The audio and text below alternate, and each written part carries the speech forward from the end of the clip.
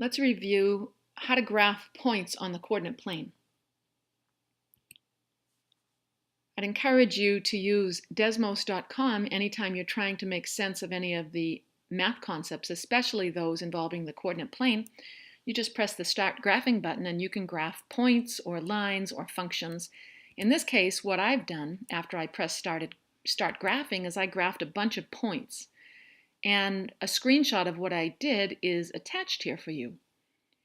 And remembering that points are always in the form x comma y. This is called an ordered pair.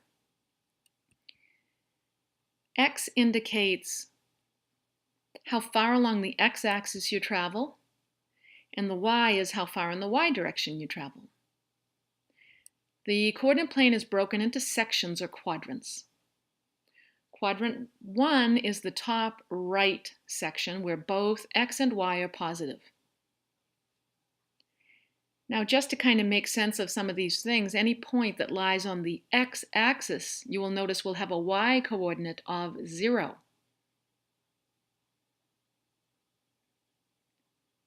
On the y-axis, it will have an x-coordinate of 0. So here's a similar problem to one of the ones you're asked to do.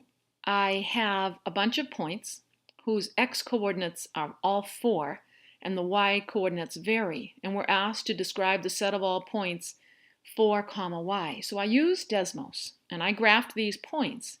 And after I did, I noticed that they all lie on a vertical line whose equation is x equals 4.